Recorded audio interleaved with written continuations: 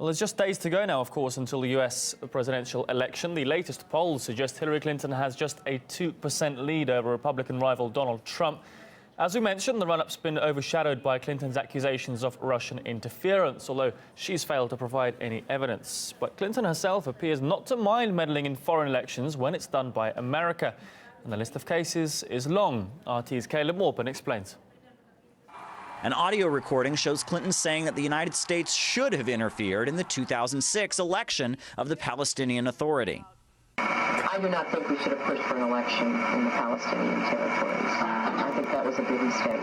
And if we were going to push for an election, then we should have made sure that we did something to determine who was going to win.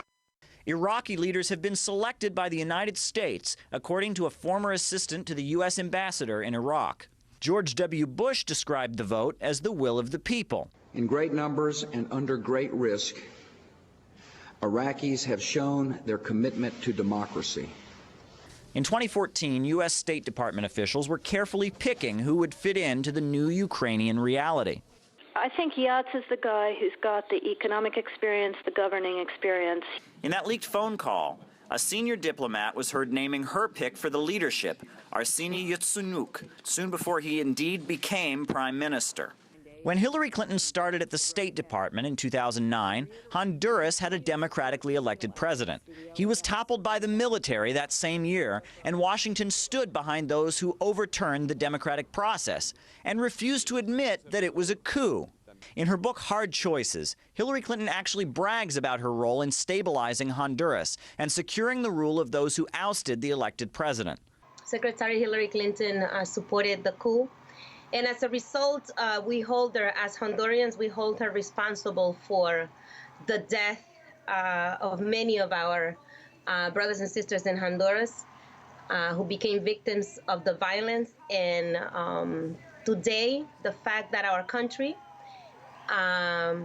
it's one of the most violent countries in the whole world, as a result of the coup, sometimes because that goes against the interests of United States interest in our countries, particularly in Latin America. They feel that they have the right to remove, to put in place precedents and to remove precedents whenever they feel their interests are being affected.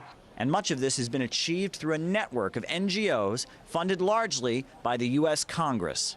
State Department and CIA-linked NGOs operate all across the globe trying to push foreign elections in the direction that U.S. leaders want them to go. While Washington is constantly sticking its nose into other countries' votes, Clinton's constant complaining that Russia is trying to disrupt the U.S. election smacks of complete hypocrisy to many. Caleb Morpan, RT, New York. Staying in the States, former New York City Mayor Rudy Giuliani says that Hillary Clinton has repeatedly broken the law and even accuses her foundation of racketeering. He added that if her family had an Italian name, it would have already been prosecuted. That remark reminded William Whiteman of a certain mafia drama you may be familiar with. Take a look.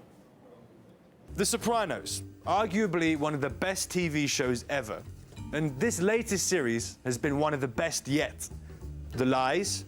I remember landing under sniper fire. There was no greeting ceremony, and we basically were told to run to our cars. Now that is what happened. The corruption.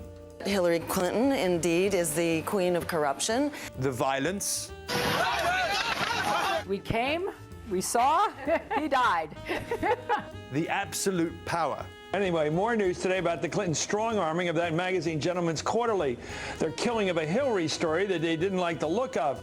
The villains with stupid haircuts. I can't wait to find out if they actually did have that kid whacked for informing on them.